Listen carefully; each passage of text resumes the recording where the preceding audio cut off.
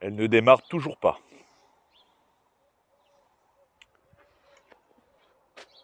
Ça mérite tout de même une petite explication. Bonjour tout le monde. Comme vous le savez, le cobaye encore à l'heure actuelle ne démarre pas. Problème au niveau de l'injection. Pour ceux qui ont suivi, quand le moteur était directement dans le garage avec son train complet, j'ai travaillé un peu sur la rampe d'injection, où j'ai essayé de faire un mix entre ce qui se fait sur la CP1 et ce qu'on a avec la CP3. Je pensais que ça pouvait le faire. Malheureusement, on n'a pas encore trouvé le bon réglage. Donc pour éviter de perdre un temps incalculable, j'ai pris la décision de racheter une rampe. Parce que comme vous le savez, hop là, ça c'est la rampe d'une CP3 de base, les moteurs M57N. On va retrouver notre capteur de pression qui ne se trouve pas au cul, comme nos anciennes rampes, mais devant, avec ici, normalement, un régulateur de pression. Vous savez, celui qui avait dégagé, que j'ai modifié à ma convenance pour rendre tout simplement le rail étanche et refaire un essai, le deuxième essai, non concluant également. Donc on va rentrer un peu dans le détail de ce qui se fait à la base, ce que j'ai fait et ce qui va être fait pour pouvoir démarrer. Pour le coup, comme je l'ai dit, j'ai racheté une rampe, 50 balles sur eBay, avec les deux capteurs déjà équipés, impeccable. Et un des points pour lesquels j'ai racheté une rampe, c'est ceci. Ceci est tout simplement le retour de gasoil du rail. Et voulant faire, en gros, comme je l'ai dit, j'en fous partout. Faire comme la rampe de la CP1, que ça soit un tubard étanche avec juste un capteur de pression. Point. Le problème, c'est que dans ce cas-là, ça va pas le faire. C'est d'ailleurs la raison pour laquelle vous avez le petit schéma qui avait été fait quand les loulous de Motortech étaient passés à la maison. Entrons dans le détail. Détail, on va pas non plus abuser, je vous rassure. On va se la refaire rapidement. On va avoir notre pompe CP1 et notre pompe CP3. À ça va aller avec chacun leur rail. Donc pour la CP1, on a notre rail avec juste notre capteur de pression. Et pour la CP3, on va avoir la même, sauf que le capteur de pression, comme je l'ai dit, change de sens, passe devant. Et au bout, on a un régulateur de pression. Et à ce régulateur-là, ce qui va permettre de réguler un retour. Pour le coup, on va s'intéresser vraiment à ce qui concerne la haute pression, tout ce qui est basse pression, partant du réservoir, les deux pompes qu'on a pu changer sur le cobaye. Je vous invite à aller voir les vidéos qui concernent directement ce sujet-là. En sachant que sur le circuit d'un E39 avec la CP1, on a juste un petit CNR qui nous permet, un clapet de non-retour, qui permet que s'il y a un excès de pression dans le circuit de base, ça redescend directement au retour. Mais comme je vous l'ai dit, là, on va rester simplement sur la HP. Donc la pompe HP alimente notre rail. Bon, ça vaut pour les deux. Et là, clairement, j'ai fait le con.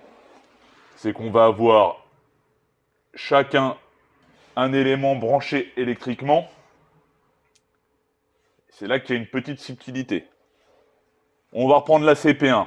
Sur la CP1, bien sûr, après là, on a notre retour. Là, pareil, qui vient se rejoindre d'ailleurs avec celui-là. Sur la CP1, on a notre alimentation de carburant. Jusque-là, tout va bien. Sauf qu'une CP1 et une CP3 ne fonctionnent pas du tout de la même manière. Et malgré le nombre de renseignements que j'avais pu assimiler, j'ai loupé un épisode. En gros, la CP1 tourne tout le temps à bloc. À chaque tour qu'elle prend la pompe, elle débite au maximum de ses capacités. C'est pour cette raison-là qu'on va retrouver, sur ces modèles-là, un refroidisseur de gasoil. Tout simplement Le fait est de débiter tout le temps à fond, échauffe le carburant, mettant le coco en pression, va les chauffer, ce qui fait que au moment de repartir au réservoir, ils y ont claqué un système avec le bilam où ça gère plus ou moins la température et dans le cas échéant, si c'est trop chaud, ça part au refroidisseur qu'on a au niveau de nœud 39. Hop. Ça vous rappelle quelque chose? Avec notre allée, notre arrivée de gasoil en flexible entre guillemets transparent, le fameux CNR, je ne sais pas si vous allez le voir bien à la caméra, notre fameux CNR qui va que dans un sens, pour éviter que leur tour se retrouve dans l'alimentation principale, notre système bilam, pour gérer entre guillemets la température de carburant et leur balancer soit au refroidisseur, soit directement dans le réservoir. Bon, ça c'est de l'ordre du rappel, mais bon, je pense que c'est important. Et notre refroidisseur de gasoil. Donc c'est pour cette raison-là, le fait est que la CP1 fonctionne comme ça, à balle, et que ça échauffe tellement le carburant qu'ils ont mis un système de refroidissement. Le fameux élément branché électriquement, c'est un régulateur de pression. Donc ce qu'on peut retrouver ici sur la CP1 se retrouve aucune notre trempe sur une CP3, enfin sur un montage CP3. Donc je la refais rapide. Arrivée de gasoil, CP1 tournant à fond.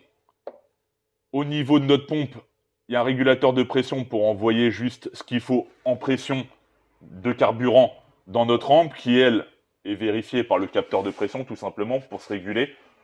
Laisser plus ou moins passer le gasoil à la bonne pression. Injecteur, retour d'injecteur, retour de pompe, tout ça repart dans notre système avec notre système de refroidissement, etc., etc. Pour la CP3, on est sur un autre délire. On a notre arrivée de gasoil, jusque-là tout va bien. Et la CP3, elle, fonctionne de manière tout à fait différente. C'est qu'elle va envoyer, pour la faire simple, juste ce qu'il faut en carburant. Là où la CP1 tournait à fond, et il y avait le régulateur de pression qui laissait plus ou moins passer par rapport à l'info qu'elle avait au niveau du rail, le capteur de pression, pour qu'il y ait toujours une pression constante régulée, convenable pour son fonctionnement. Là, ça se fait directement au niveau de la pompe, qui elle débite, grosso modo, juste ce qu'il faut, ce qui permet, dans ce cas-là, de limiter son échauffement, sans non plus partir dans le délire que ça a tendance à moins tirer sur l'entraînement, la distribution, parce que oui, chaque élément, comme on avait pu voir au niveau de la courroie accessoire, et de tous les éléments que ça entraîne, bien sûr tout ce qui est pris également sur l'entraînement à chaîne, dont la pompe fait partie. La pompe, mine de rien, pompe un peu de pêche au moteur. Bon après, quand t'en pompes d'un côté et que t'en libères un max de l'autre, c'est rentable, mais enfin vous voyez le principe. Ce n'est qu'une parenthèse. Mais en gros, elle va débiter juste ce qu'il faut, ce qui va permettre tout simplement d'éviter de forcer sur la pompe, au moins au niveau du bloc, envoyer juste ce qu'il faut sans échauffement, là où l'autre débitait un max. C'est pour ça que sur les CP3, les modèles M57N, c'est dépourvu de système de refroidissement comme on peut retrouver sur nos anciens modèles. Donc moi, dans l'idée, je vais changer de couleur. Je m'étais dit, on va faire le même système que notre ancienne, avec celle-ci, au niveau de la rampe du moins. Et là, où j'ai carrément zappé un élément du scénar, c'est ici, l'élément branché. Ce n'est pas un régulateur de pression, c'est un régulateur de débit. Et là, on n'est plus du tout, entre guillemets, sur le même réglage au niveau de la cartographie. Écoute, c'est en faisant des conneries qu'on apprend. Donc du coup, notre régulateur de débit envoie juste ce qu'il faut à notre rampe. Le capteur de pression est là pour, comme d'habitude, voir que la pression soit constante pour la phase de démarrage ou de roulage, etc. Et il y avait notre régulateur de pression tout de même, qui, elle, pallie aux variations de pression, et en cas d'excès de pression, laisse s'échapper le trop-plein, entre guillemets. Sauf que moi, dans mon montage, je l'ai bouché ici, et là également. Donc là, on n'avait plus de retour. Et plus de régulateur de pression. Donc pour l'explication, au premier démarrage, carrément zappé qu'il y avait un régulateur de débit au lieu d'un régulateur de pression. Ce qui fait que dans cette phase-là, elle a tout de même démarré pendant quelques secondes avant que le régulateur de pression non branché a dégagé. Bon, bien sûr, vous vous en doutez si j'ai fait un bouchon avec ce qu'il en restait. Mais en gros, ça a décapsulé la partie électrique avec ceci dedans et tout ce qui suit. Bref, c'est pas très intéressant. Ça m'a juste permis de voir ce qu'il y avait en décomposant un régulateur de pression. C'est même incroyable que ça tienne autant de pression, cette merde. Mais quoi qu'il en soit, premier test de démarrage, après quelques tours moteurs, ça m'a décapsulé le régulateur de pression. Ce qui fait qu'il y a dû avoir un trop-plein de pression qui a fait qu'il a dégagé. Donc je ne sais pas combien de bars il y avait là-dedans, mais pour qu'il dégage, je pense que ça devait causer. En espérant que ça n'a rien esquinté au niveau de nos injecteurs. Ça, c'était le premier démarrage. Le deuxième, en ayant pris cette info-là en compte dans la carto, c'est pour ça que je vous avais dit qu'il y avait eu un quiproquo, on a tout de même essayé de redémarrer. Bon là, le problème c'est qu'il n'y avait plus assez de pression pour la phase de démarrage. Je pense que c'est faisable. Avec juste un régulateur de débit et un capteur de pression sans le régulateur de pression, je pense qu'on peut arriver à quelque chose. Malheureusement, comme je vous l'ai dit, c'est d'un point de vue temps. Il faudrait des réglages et des réglages pour que la pompe, à certaines phases précises, comme au démarrage, elle envoie juste ce qu'il faut, pile ce qu'il faut, suffisamment pour le lancer. Pendant les phases de roulage, etc. Donc en gros, on jouerait beaucoup avec le régulateur de débit, avec une haute précision. Ces cobayes, c'est déjà assez compliqué comme ça, par rapport à tout ce qui a été fait dessus. Et j'ai pas envie d'y passer une plombe en sachant qu'il y a d'autres sujets qui vont arriver derrière, comme est-ce que l'arbre de transmission va tenir le choc. Donc j'ai pris la décision de racheter une rampe, qui est d'ailleurs dessus, là, faut juste que je redégomme. Bon, vous l'avez déjà vu, hein, normalement. Faut juste, qu'au même titre que celle-ci... Putain, j'ai oublié mes gants. Faut que je redégomme, entre guillemets, les points de fixation et les remettre au bon endroit. Simple. Et repiquer le retour où je veux sur mon circuit. Voilà où j'en suis. C'est très simple. C'est juste que faut que je m'y mette gentiment. Et puis avec le temps qu'il faisait ces derniers jours, c'était compliqué. En gros, là, ce qui va se passer, c'est que de toute façon, le régulateur de débit, il appartient à la CP3. Le capteur de pression, on est d'accord. Et du coup, je vais juste remettre en branle le régulateur de pression avec notre retour, ce qui va nous permettre de débiter, par rapport à ce que je vous disais, à un réglage précis, de débiter plus et de réguler au niveau de la rampe. Au moins, on aura notre valeur au niveau du capteur de pression désiré en continu. Et à ça, ici, la fiche électrique, j'ai pris la décision de la repiquer sur la vanne EGR. On va avoir notre prise avec les deux fils, un plus, un moins. Et du coup, on va faire la même ici. J'ai récupéré tout simplement les fils du faisceau du E60. Et je vais me repiquer directement sur ce qui était initialement notre GR. Enfin là, c'est le plan, en tout cas, actuellement. Pour pouvoir prendre en compte ce paramètre. Voilà. Donc là, on est vendredi. Ça me laisse le week-end tranquillement pour réaliser tout ce petit montage simple. Et les loulous de Motortech reviennent pour une troisième tentative de démarrage. Et là, je pense qu'on est pas mal. Ce qui est bien, c'est que pour moi ou pour eux, ça permet d'expérimenter plusieurs montages, voir la faisabilité, voir si c'est de la merde. En gros, là, clairement, je pense que c'est réalisable, comme je vous l'ai dit, mais faudrait que limite que la voiture soit là-bas, directement à Saint-Lô, et qu'ils passent du temps dessus à faire des tests. Mais bon, d'un point de vue optimisation du temps, qui est le plus important, clairement, on va remettre ça en config d'origine, si je puis dire, du 525D E60. que ça se lance, et après on en rediscutera. Dans les choses aussi que j'étais en train d'étudier petit à petit, il y en a qui n'ont peut-être pas tilté, mais il y a déjà un véhicule qui a un peu cette config. Alpina D10. Pour ceux qui ne savent pas du tout de quoi je parle, je vous invite à taper ça directement sur Google. Le truc, c'est que l'Alpina D10, c'est en gros le 3 litres M57, enfin le 2 litres 9, hein, première génération. Ils y ont claqué une CP3 pour augmenter la pression de carburant, comme l'objectif que je désire. Bon, ils lui ont greffé un turbo supplémentaire, mais il y a aussi quelques petites subtilités. Comme d'après ce que j'ai compris, les soupapes, les pistons allégés, enfin quelques petits détails comme ça.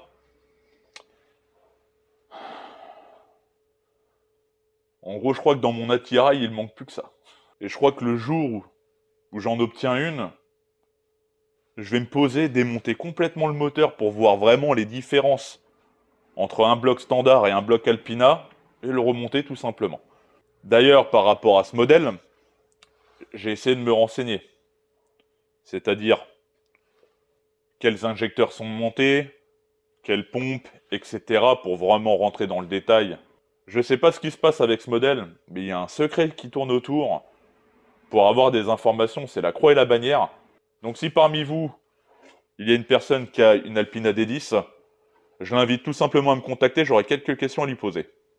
Parce que j'ai essayé d'avoir, ne serait-ce que des infos sur des pièces, ou même en commandé, par rapport à une commande que je voulais par rapport à l'Alpina D10, l'échangeur. L'Alpina D10 a un échangeur un peu plus balèze, et d'ailleurs même par rapport, vous savez, au support en plastique qui vient récupérer l'échangeur, le refroidisseur de DA, etc. Tout ça, ça change, pour laisser passer l'échangeur un peu plus balèze.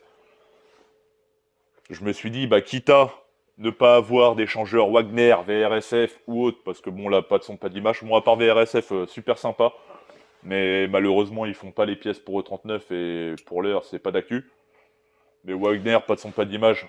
Je me suis dit, bah, autant prendre l'échangeur max level pour mon modèle, parce que clairement, Alpina D10, hein, c'est une E39 préparée Alpina, tout simplement, donc on a cette base-là. Je me suis dit, un échangeur Alpina, ça serait le top. Malheureusement, j'ai eu le magasin, ils m'ont clairement dit, vous avez une carte grise Alpina? J'ai dit non. Donc si tu veux commander de la pièce, faut leur prouver que tu as bel et bien une Alpina à ton nom. Dans le cas contraire, donc en gros tout ce qui concerne les pièces d'Alpina, c'est cuit, sans carte grise. C'est pour ça si quelqu'un en a une.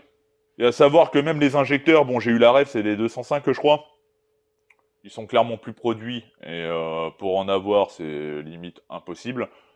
La rampe, je sais même plus ce qu'il y a comme rampe. Toutes les références, parce que j'ai les vues éclater avec des références, mais les références s'appliquent à aucun book de recherche de pièces. Donc c'est l'anarchie. Mais en gros, pour ceux qui ne l'auraient pas compris, le cobaye, clairement, on commence à se diriger sur une Alpina. Hein. C'est-à-dire pompe CP3 en augmentant la pression à 1600 bars. Bon, là, on est sur le système d'injection. Au lieu qu'il y ait un biturbo, on a un turbo Giant. La boîte 6, parce que l'Alpina D10, beaucoup croient qu'il y a eu que des boîtes auto. Il y a eu quand même des boîtes 6. D'ailleurs, même ça, le support, vous savez, de la boîte. Support de boîte 6. Déjà, je sais même pas c'est quoi comme boîte. Une Getrag, mais laquelle? Pareil, pas de son, pas d'image à ce sujet. Il y a tellement de secrets qui tournent autour de cette caisse.